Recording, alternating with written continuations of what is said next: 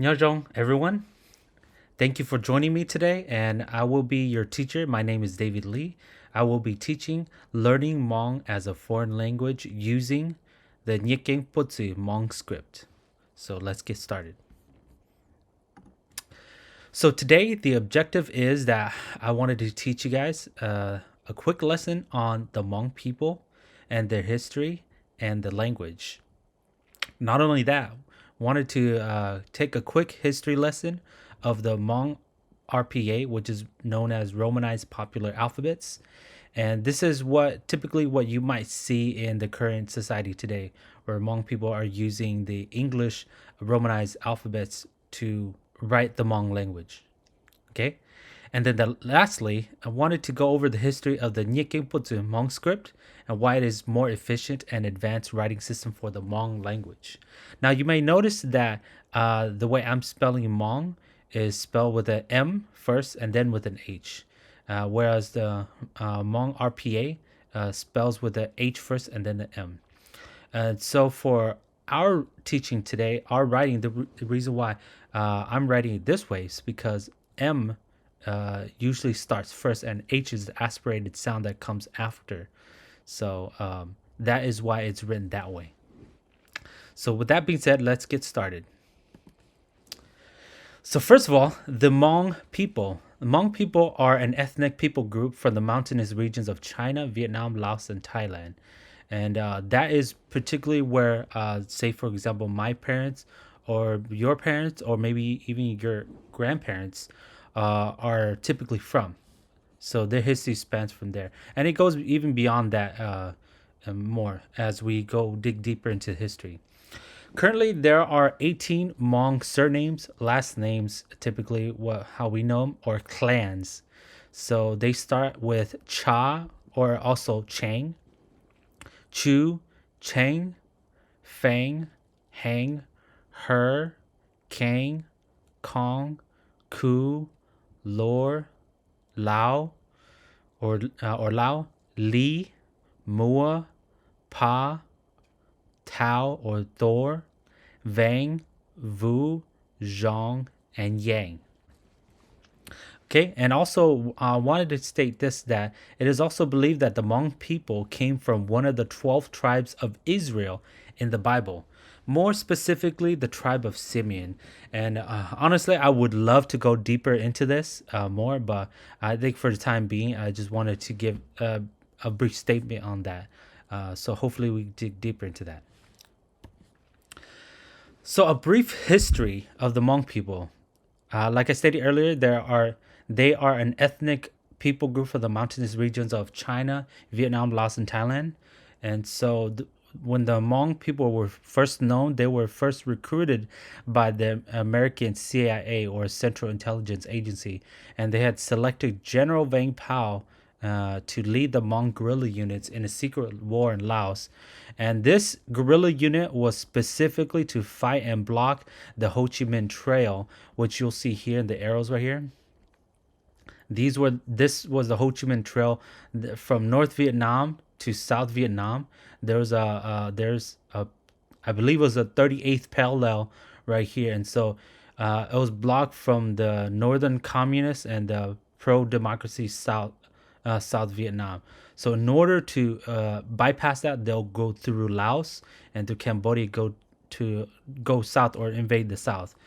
So we won't be diving too much into that history here today, but just know that the CIA recruited General Vang Pao to lead the Hmong guerrilla units to fight and block the Ho Chi Minh Trail in what is known as the Secret War in Laos, and also particularly rescuing downed American pilots, meaning the American pilots that were shot down. Okay, and this is because of this one political theory called the domino effect or domino theory, meaning that they were afraid that once a country in a region falls under communism, it has a domino effect affecting neighboring countries like Laos, Cambodia, Thailand, and other countries. So that was the political theory behind that. Okay. With that being said, we'll continue on with the Hmong history. All while the Hmong people are involved in the Laotian War. So the Laotian War is different from the Secret War. The Secret War was a secret war recruited by the CIA to fight the Vietnam War, right? But at the same time, Laos, they were having their own war, which is the Laotian Civil War. Now, this civil war was between the pro-democratic Royal Lao government versus the pro-communist Pathet Lao army. Now, the Pathet Lao army were supported by the pro-communist regime of Viet Cong in Vietnam under the Ho Chi Minh's leadership. So, because the Hmong people were involved in the Laotian Civil War, and it kind of that Secret War and the Laotian War just kind of came together, because in Laos they were trying to fight over to see if we want the state or the nation to be democratic or stay democratic.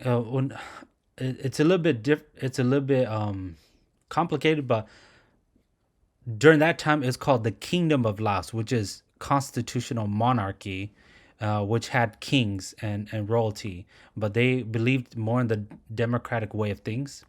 Whereas the communism wanted to get rid of the royalty and wanted everybody to be equal. So there was all these political ideologies that were fighting each other. So the Hmong people, they were inside that war as well, and it started around 1961, and it pretty much officially ended in 1975 when Laos fell to communism, when Pathet Lao took over.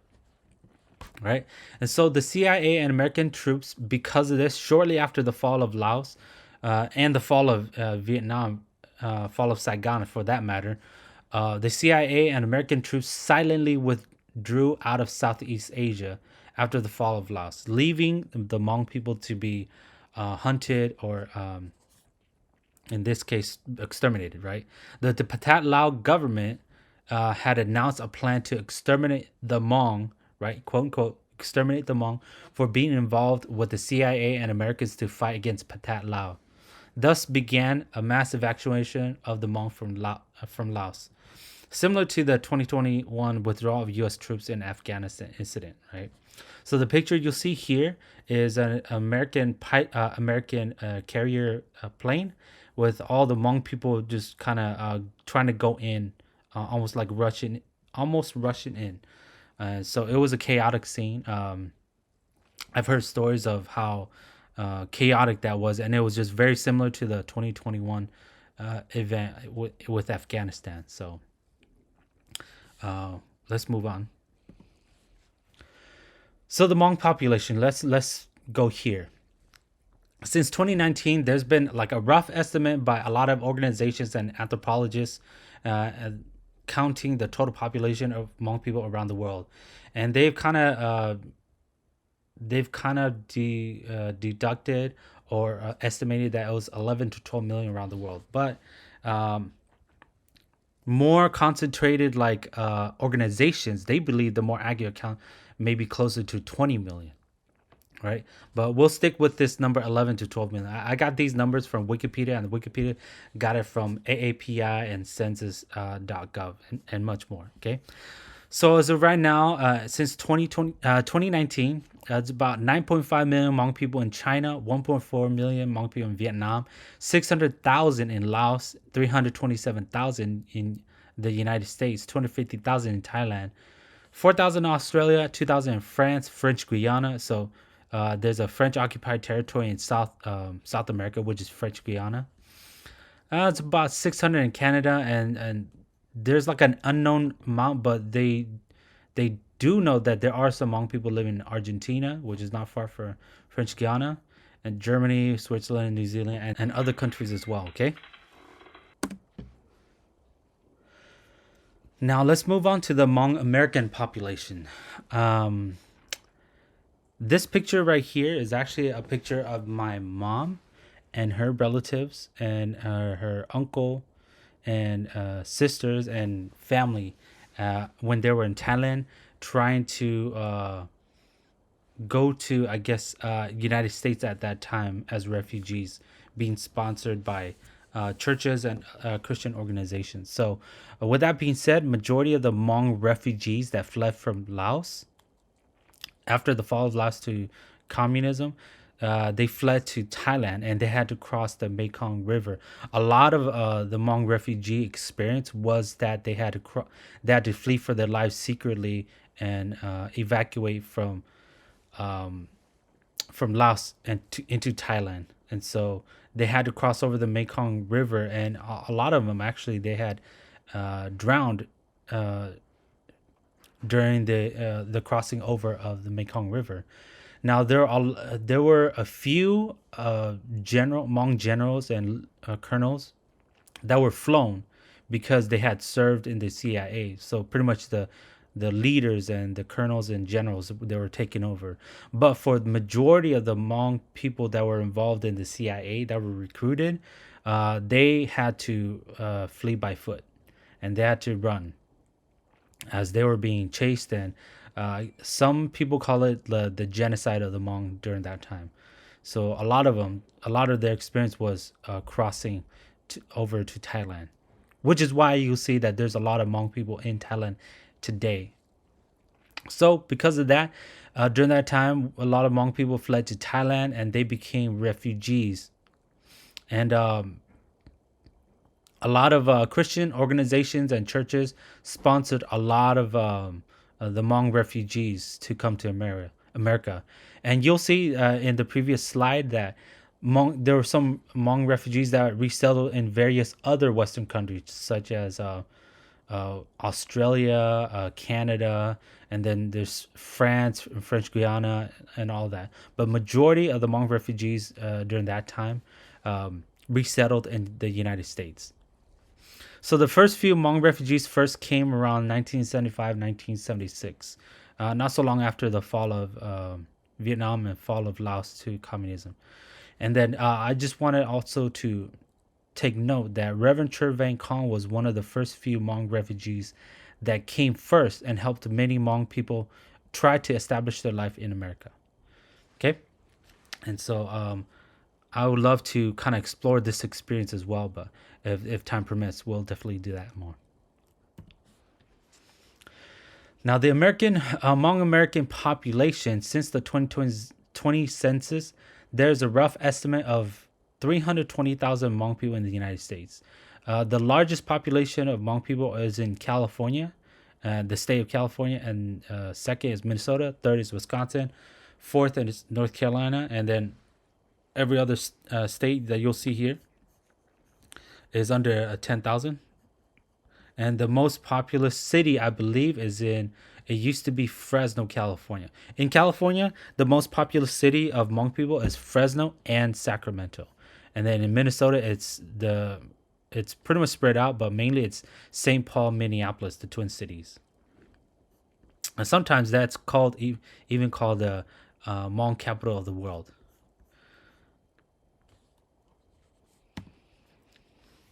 Now let's go over to learn about the Hmong language. Hmong language has two dialects. There is White Hmong, which is called Hmong Da, or a Der in this case, and Green Hmong, or Hmong Lang, Hmong Jua. Now the Hmong language is a tonal language. Now this is actually what makes the Hmong language a particularly hard or difficult language to learn. And for the most part, the Hmong language is considered a monosyllabic and open syllable language. So if you guys don't know what that means, monosyllabic, it just means that it's one syllable. A lot of their words are just one syllable, like gu, which is me, ga, which is you, Hmong, which is Hmong. Not like, for example, Americans, it's four syllables, right?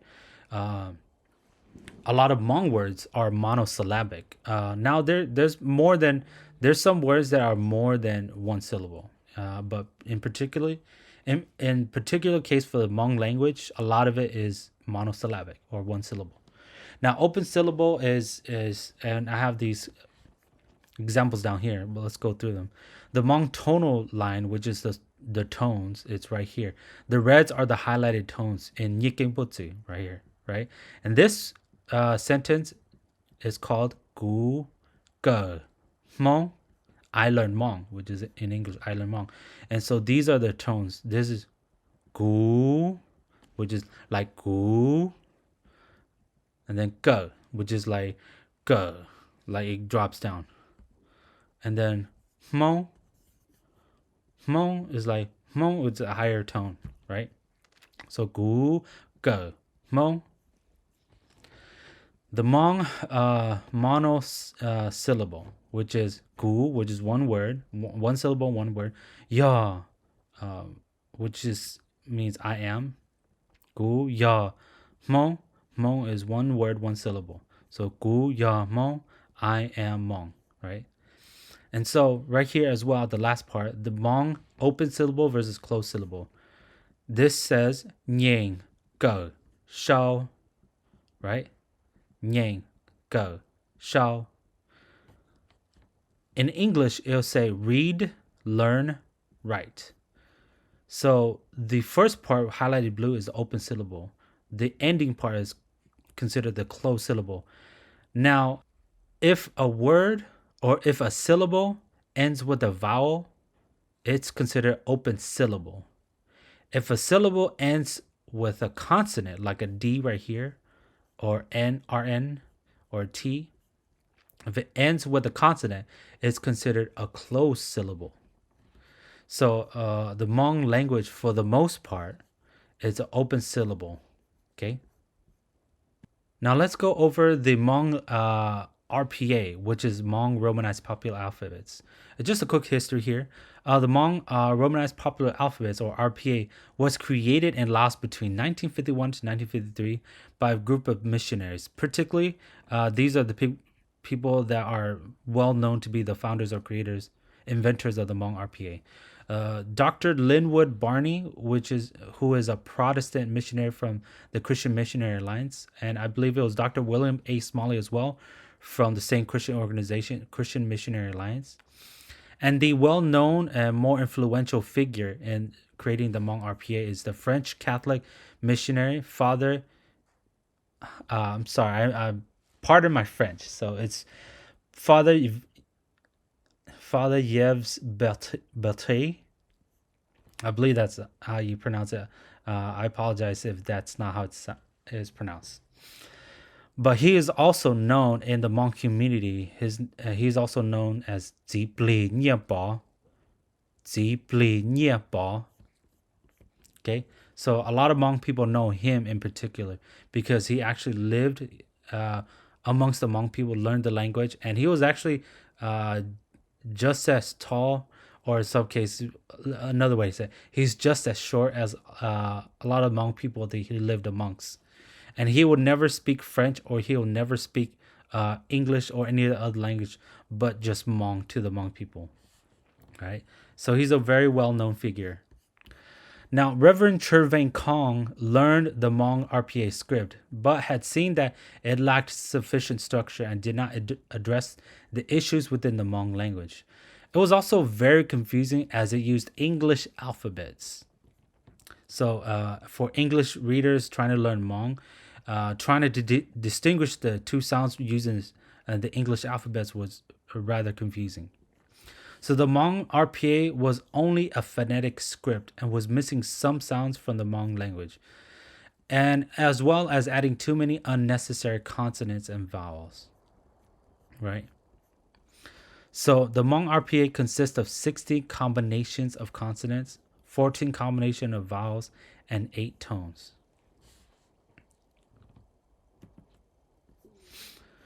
Now for the Nyiakeng Puachue script.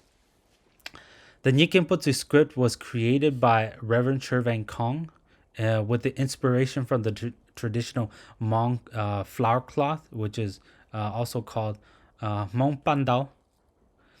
Right? And the design from the Hmong flower cloth is the basis of the inspiration for the Nyiakeng Puachue creation. And it also, the script also has Lao and Hebrew character influences as well. So as you can see on the right here, this is Ma to Mana. Ma has a design right from Pandao right here. And the Sha, you can see it's right here. right? The da is right here, okay?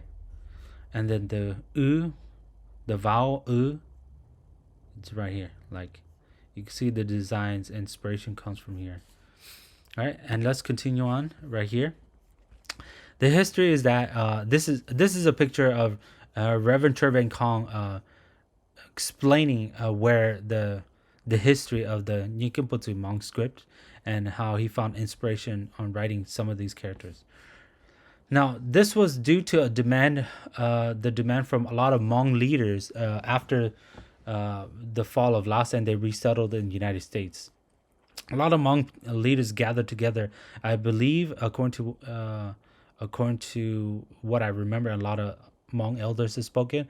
They had gathered in Santa Ana. That's where General Vang Pao also resettled at. So they gathered in Santa Ana to address these concerns about the written Hmong language. And so Reverend Trevang Kong was amongst one of those people that was kind of commissioned, pretty much, that was commissioned to invent a new written language writing system. You could learn more about this history on this YouTube link right here. But just beware, it's in Hmong. So if you don't understand Hmong, but if you do have some friends or relatives that know how to speak or understand Hmong, you can watch this video right here. Now, the Nyiakeng Puachue Mhong script consists of 36 consonants, 20 vowels, 8 tones, and this is actually what distinguishes this script from the others. It has 5 noun indicators and 2 punctuation markers and 2 logogram symbols. And we'll dive deeper into these as we continue the course. But this is not just the only thing that distinguishes this Nyiakeng Puachue script from the others. But we'll dive deeper as we go on. Okay. And another asset or another advantage to the script is that it addresses the issue of ambiguous meanings. For example, like homophones or the different meanings of word. So right here is an example in the Hmong Rpa. This is how it's written, right? This says "gu shao de tuo dou ga," which is kind of an incomplete meaning like it could mean various other things, right? And so if you write different ways in Nyiakeng Puachue, this one says the same thing, "gu shao de tuo dou ga," right? This means I am writing to you. Whereas this one says "gu shao de tuo dou ga," and there's a little distinguisher right here as well. This means I'm collecting all the papers to put you in. So that is a different variation. It has a different meaning. And then right here is it says the same thing, "gu shao de tuo dou ga," but the meaning is I'm doing research of all the paper and it will come to you.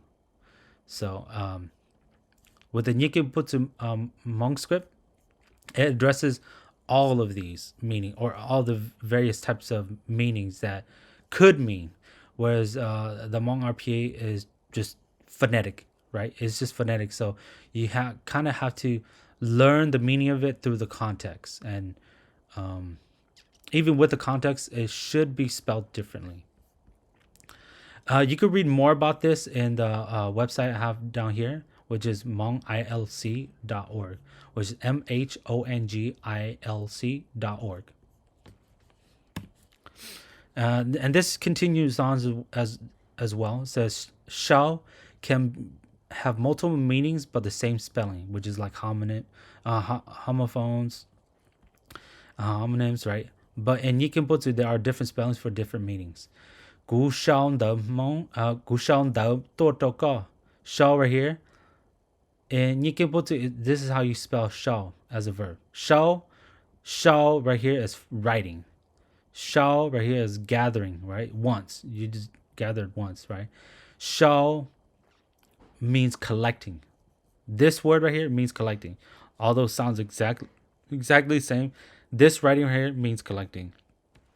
And then shao right here means searching, right? English has a similar sound of writing, similar system of writing with the same sound but different spelling based on its meaning, right? spelling, pronunciation, meaning, bi. This is a prefix for two, right? Biology, bipartisan, biography. Um, well, I apologize. Not necessarily biography, but like by. This is used before an action to indicate who or to measure an object of time. Like this book is by John Smith. By John Smith. This book is 10 inches by 4 inches. He will see you by 10 a.m., right? And then the other word for buy is to purchase, make payment, to accept. And then buy as in closing word like bye-bye, right? Departing, stopping, ending, right? So English has a similar system of writing for these homonyms or homophones as well. So it sounds the same but has different meaning. And so because it has different meanings, it's spelled a different way. Right? And so to go over the Nyiakeng Puachue, these are the consonants right here. There are 36 consonants. We'll go over more as we continue the course. These are the consonants, right? And then these are the vowels right here. So there's 20 vowels. And these are the tones. So there are 7 marks, but it's actually 8 tones because this blank one is actually a tone as well. So, this is actually the hardest part about Hmong language. So we'll go deeper and I'll definitely help you guys out and teach you guys how to sound out these tones. All right. And then these are the noun indicators, right? And so there are 5 noun indicators, and then there's 2 punctuation markers. First one is for a person, second one is for a thing, third one is for place, fourth one is for animals, but it's for animals with vertebrae or skeletal vertebrates, right? And this fifth one, last one, is for animals for that are invertebrates, like insects, bugs, spiders, right? So there's 5 noun indicators, and then there's 2 punctuation markers. So this one's a repeater. Like if you want to repeat a word, you would say, or repeat a word or a sentence, you'll put this right next to it. And this is a syllable lengthener. This is mostly where you want to use, let's say, a lot of folk music, Hmong traditional music or Hmong folk songs. They will use this, right? This is a symbol to say, oh, you want to stretch out the syllable as a vocal, or gutia lu tao lu gutia. You'll use this to indicate that, oh, you're supposed to make that kind of sound or a different sound, right? So to conclude this lesson, as we just went over a quick lesson on the Hmong people, its history, and the language. Not only that, we learned a quick history of the Hmong Rpa, which is Romanized popular alphabets. And then we also learned a history of the Nyiakeng Puachue Mhong script and why it is more efficient and advanced writing system for the Hmong language. So once again, I hope you take away lessons from here, and let's continue on to learning the Nyiakeng Puachue Mhong script along with the language, okay? Thank you very much, and join me next time to learn the Nyiakeng Puachue Mhong script and the language. See you guys again next time.